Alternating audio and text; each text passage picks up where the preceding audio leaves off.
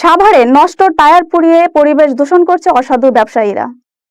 এতে করে সাভার বনগাঁও ইউনিয়নের সাদাপুর এলাকায় বসবাসরত জনগণ বিভিন্ন রোগে আক্রান্ত হচ্ছে। সাভার বনগাঁও থেকে আমাদের সাথে সরাসরি যুক্ত হচ্ছে আমাদের সহকর্মী রিমন। রিমন, আপনি কি শুনতে পাচ্ছেন আমাকে?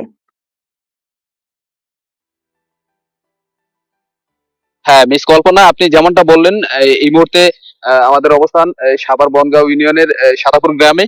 তো এই যে এখানে রয়েছে টায়ার ফ্যাক্টরি, টায়ার পুড়িয়ে যেই কালি ফ্যাক্টরি যেটা বলা হয়, এইখানে বিভিন্ন এলাকার জনগণের অভিযোগের ভিত্তিতে আমরা এখানে এসেছি। এই ফ্যাক্টরিটা চালাচ্ছে অবৈধভাবে। এখানে অনেক জনবসতি আছে, ছোট ছোট বাচ্চা, শিশু কিশোর এখানে বসবাস করে।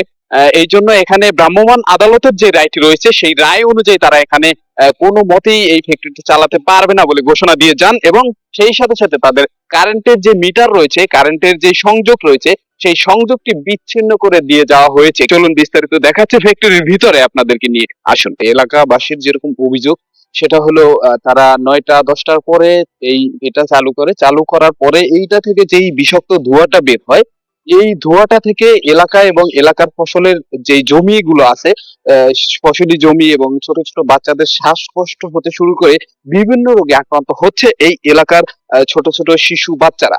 তো এখন আপনি দেখুন, এদিকটা যদি একটু লক্ষ্য করে দেখেন, একটু সামনের দিকে যদি আমরা একটু যাই, তাহলে দেখবেন যে এই যে ড্রামের এই যে যেই টায়ার গুলো রয়েছে, এই টায়ার গুলো ড্রামের ভিতরে এই যে বয়লারের ভিতর প্রবেশ করানো হয়। এখানে ভ্রাম্যমাণ আদালত যে এসেছিলেন, তারা আসার পরে এটা সম্পূর্ণভাবে বন্ধ করার আদেশ দেন। তারপরে তারা কারেন্টের যেই মিটারের লাইনটা থাকে সেটা খুলে নিয়ে যায়, যেন তারা না চালাইতে পারে। কিন্তু দুঃখের বিষয় হলো এটাই যে তারা তবুও এই দীপু সাহেব, এই এই কোম্পানির যে মালিক রয়েছেন, দীপু সাহেব, উনি জেনারেটরের মাধ্যমে এই এই যে ওনার যে কার্যক্রম গুলো আছে, এগুলো তিনি চালিয়ে থাকেন। তো এই মুহূর্তে আমরা একটু কিছু শ্রমিকের সাথে কথা বলবো, যে আসলে তারা আহ, কখন থেকে কিভাবে কি ডিউটি করে, রাতে কি চলে বা চালায়, এই এই সম্পর্কে একটু কথা বলবো। আসলে তারা এখান থেকে উৎপাদন করে তেল, আর তেলের পরে যে টায়ারের যে কালিগুলো আসে, সেই কালিগুলো দিয়ে তৈরি হয় বিভিন্ন পেন্টিং এর কালি। ছাপাখানার যে কালিগুলো হয়ে থাকে, সেই কালিগুলো তারা তৈরি করে থাকেন এখান থেকে।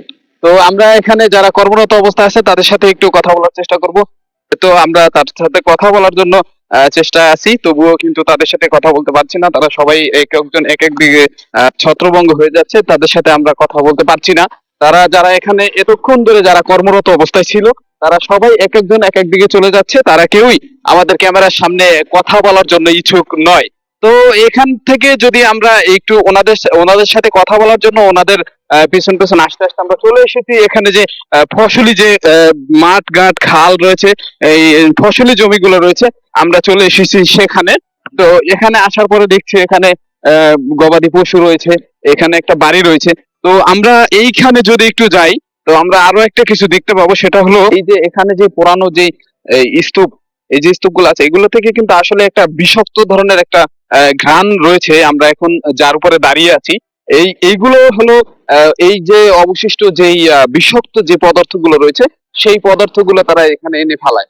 এখানে এই যে খালের ভিতরের যে আমরা কাঁটাতারের বেড়ার জন্য যেতে পারছি না, যদি যাই তাহলে আপনাদেরকে দেখাতে পারতাম যে এই খালের যে পানি রয়েছে, মাছ যে রয়েছে, মরে মরে তারপরে ভেসে উঠছে, এরকম একটা অবস্থা। তো ওইখানে একটা বসতি দেখা যাচ্ছে, বাড়ি। তো বাড়িটা কিসের বা কারা বসবাস করে, আমরা একটু ওখানে যাব। জানতে পেরেছি যে এখানে যেই ঘরটা রয়েছে, বসতি রয়েছে, এখানে নাকি মালিকের যে দীপু সাহেব, এই ফ্যাক্টরির মালিক রয়েছেন, তার বাবা মা, ফ্যামিলি অথবা আত্মীয় স্বজনের কেউ থাকেন। তো আমরা একটু তাদের সাক্ষাৎকার বা তাদের সাথে কথা বলার চেষ্টা করবো। আপনি এই ঘর করেছেন 4 বছর। আচ্ছা, 4 বছর তো আপনি অনেক বয়স্ক মানুষ। তো আপনি এখানে যে থাকেন, আপনার কোন রকম কোনো অসুবিধা হচ্ছে না? একটা গন্ধ বা এই টায়ার পোড়ানোর ফলে কি ধরনের বিষাক্ত ধোঁয়া নির্গত হয়, সেটা তো আপনি অবশ্যই অবগত আছেন সেটা সম্পর্কে। এর আশেপাশে ওইদিকে যেই বাড়ি ঘরগুলো আছে, ছোট ছোট বাচ্চা সহ শ্বাসকষ্ট, বিভিন্ন রোগে আক্রান্ত হচ্ছে এবং রাতে ঘুমাতে পারছে না যখন রাতে এই টায়ার গুলো পোড়ানো হয় তখন। তো আপনি তো এত কাছ থেকে এখানে আছেন, তো আপনার তখন কি অবস্থা হয়? আপনি আপনি কিভাবে এটার সাফার গন্ধ তো করেন? লাগে, গন্ধ লাগে না? একবারে গন্ধ তো লাগে। ওই জায়গায় ম্যানেজার আছে, ওই জায়গায় যান, ম্যানেজারের সাথে কথা বলবো। হ্যাঁ, প্রিয় দর্শক, আপনারা যেমনটা দেখলেন এই মুহূর্তে আমরা কারোর সাথেই কথা বলতে সক্ষম হইনি, কারোর সাথে কথা বলতে পারিনি। সবাই আমাদের ক্যামেরা দেখে এবং আমাদেরকে দেখে দূরে দূরে সরে গেছে। কর্মরত যেই শ্রমিকরা ছিল তারা।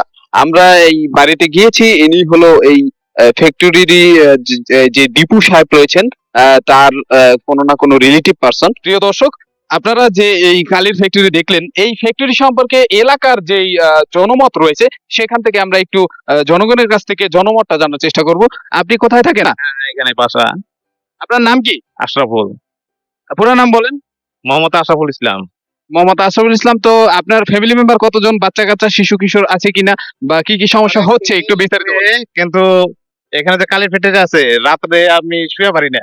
রাত্রে নাক দিয়ে কেমন একটা গন্ধ হয়, এই কালি ফেটে সমস্যা করতেছে, রাত্রে শুইতে পারি না।